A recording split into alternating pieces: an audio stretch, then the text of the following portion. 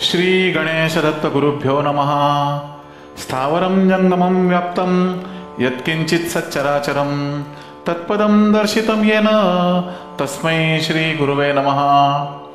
परमपूज्य सद्गुरू श्री रामकृष्ण क्षीरसागर स्वामींना वंदन करून संघटित सत्संग मंडळांच्या या गुरुकार्यातील मोहिमेमधल्या 1267व्या भागाचं मी पठण करीत आहे। आज भाद्रपद अमावास्या, शनिवार दिनांक 14 ऑक्टोबर 2023।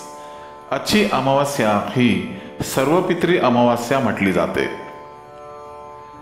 उपदेशामृत संग्रह भाग 4 या ग्रंथातील श्री दत्तात्रेय सत्संग मंडळ सावेडी रोड अहमदनगर दिनांक 6/3/1988 या दिवशी परमपूज्य सद्गुरू श्री रामकृष्ण क्षीरसागर स्वामी यांच्या अमृतवाणीतील काही अमृत कणांचे पठण। कालच्या भागात विचारल्या गेलेल्या प्रश्नाच्या खुलाशाचा हा पुढील भाग। प्रश्न आहे, व्यक्ती गेल्यानंतर सूतक का पाळावे? परमपूज्य महाराजांनी खुलासा करताना पुढील भागात म्हटले आहे की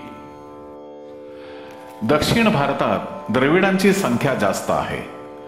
1-2 महिन्यामागे त्यांचे एका प्रसिद्ध राजकीय नेत्याचा मृत्यू झाला। त्या व्यक्तीला तो वापरत असलेली टोपी व चष्म्यासह दफन केले। गेलेल्या व्यक्तीला चेतना नसते, ते वापरत असलेले कपडे, टोपी व चष्म्याची काय आवश्यकता? अति भावनेपायी असे वागत असावेत। आर्य व द्रविड हा वाद फार पूर्वीपासून चालत आलेला आहे। आर्य व द्रविड कसे ओळखावे? आर्य लोक दहन करतात तर द्रविड लोक दफन करतात। दुसरे म्हणजे आर्य समाजात सकाळी उठल्यापासून देवाची पूजा, पाठ, आरती, स्तुती वगैरे करतात, चिंतन मनन करतात। आर्य लोक मूर्तीपूजक आहेत तर द्रविड लोक मूर्तीपूजक नाहीत, ते लोक वृक्षांना देव मानतात। द्रविड समाजात उपासना, चिंतन, मनन हा कोणताही प्रकार नाही। सकाळी आंघोळ करून कपाळावर भस्माचा आडवा पट्टा लावला की यांचे संस्कार संपले, नंतर हे लोक इतर काम करावयास मोकळे होतात। आर्य लोकांनी धर्माच्या बाबतीत फार खोल विचार केलेला आहे व प्रत्येक घटनेचा स्वतंत्र संस्कार सांगितलेला आहे व हीच परंपरा आज मितीपर्यंत चालत आलेली आहे। पुढील प्रश्न आहे, रामायणामध्ये जमिनीला उत्तम संदेशवाहक म्हटले आहे। जमिनीमध्ये अनेक दगड, धोंडे, माती असते, ह्याच्यातून पलीकडे संदेश जातील कसे? परमपूज्य महाराजांनी खुलासा केला की जमीन हे सर्वात उत्तम संदेशवाहक आहे। ह्याची कैक लोकांना माहिती नाही। एखाद्या व्यक्तीबद्दल हुरहुर वाटते, हे असे का घडते?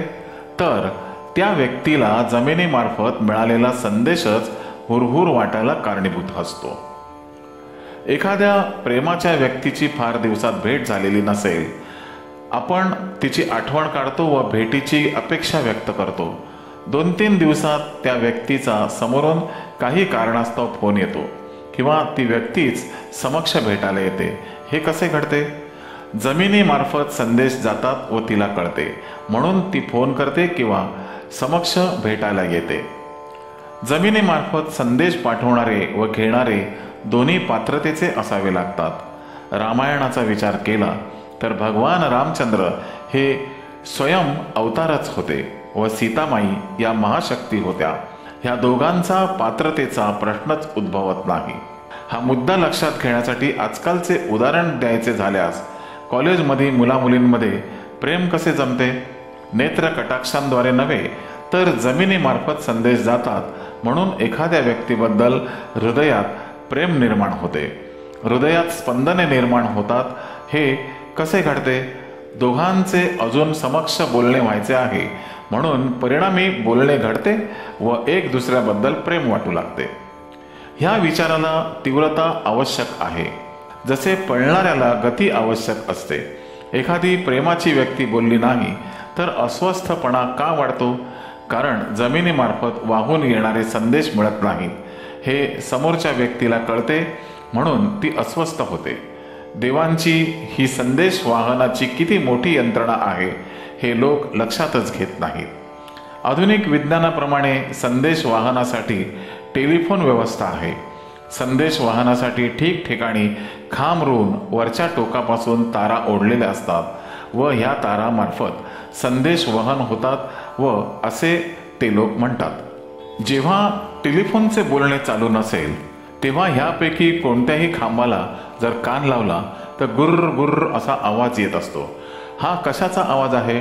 तर जमिनीमार्फत मिळणारे संदेश खांबाच्या खालचे टोकापासून वरच्या टोकापर्यंत जातात व तिथून पुढे तारेमार्फत संदेश जातात. एखाद्याने तीव्रतेने आठवण केली तर समोरच्या व्यक्तीला बरोबर कळते जमिनीमार्फत संदेश वहन होते. म्हणूनच मनाचा वेग मोठा असतो म्हणजे संदेश बरोबर जातात. ध्यानधारणा करण्याचा हेतू काय असतो? तर मनाची शक्ती एकवटली पाहिजे. ही शक्ती एकवटली की मनाची तीव्रता वाढते.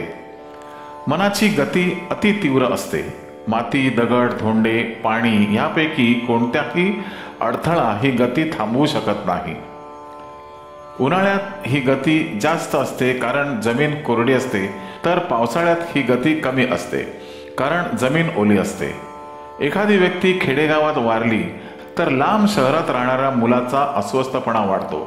हे संदेश जमिनीमार्फत जातात. सामान्य व्यक्तीचा अस्वस्थपणा वाढतो तर जाणकार माणसाला कळते की काहीतरी अघटित घडले आहे. सीतामाई अशोकवनात होत्या तेव्हा त्यांना रामचंद्राने पाठवलेला संदेश बरोबर मिळत होता. तसेच सीतामाईने पाठवलेल्या संदेशाप्रमाणे श्री रामरायांचे हृदयात स्पंदन होत होती. माणसाला स्वप्न कसे पडते? जमिनीवर आडवे झोपलेल्या स्थितीमध्ये त्या लहरींचा परिणाम होतो. त्या लहरी मनुष्याचा मेंदू स्वीकारते व गरजेप्रमाणे ते दृश्य निर्माण करते किंवा मनावर ठसा उमटवते. झोपण्यासाठी एकदा जमिनीवर देह आडवा ठेवला की संदेश येतात.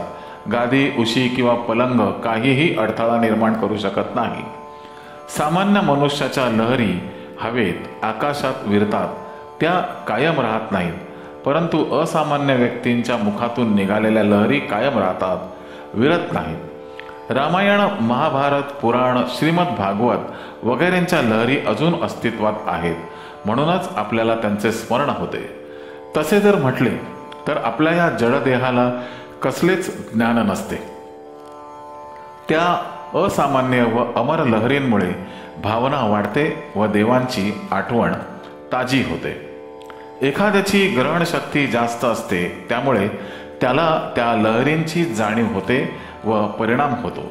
सामान्य लोकांची ग्रहणशक्ती कमी असते, त्यामुळे या लहरी असून देखील त्यांना कळत नाही व कसलाच परिणाम होत नाही. भूकंपाद्वारे विशिष्ट आवाज येतात, त्या तीव्र शक्तीचे ध्वनीत रूपांतर होते. ह्या लहरी फार वेगात जातात. भूकंप एका ठिकाणी होतो, परंतु त्याचा आवाज व जमिनीतील कंपने कित्येक मैल लांबपर्यंत पोहोचतात. भूकंपाच्या लहरी इतक्या तीव्र असतात की त्या समुद्रापर्यंत पोहोचतात. समुद्रातून प्रवास करताना मोठमोठ्या लाटा उसळतात. एखाद्याला रडू कोसळते, काही वेळा आनंदाश्रू वाहतात. हे पाहून इतरांच्या डोळ्यात पाणी येते, परंतु इतरांच्या डोळ्यात पाणी यायचे काहीच कारण नाही. परंतु असे घडते, एखाद्याच्या तीव्रतेचे रडणे पाहून इतर लोकांनाही हुंदके येतात व डोळ्यातून आपोआप अश्रू बाहेर पडू लागतात.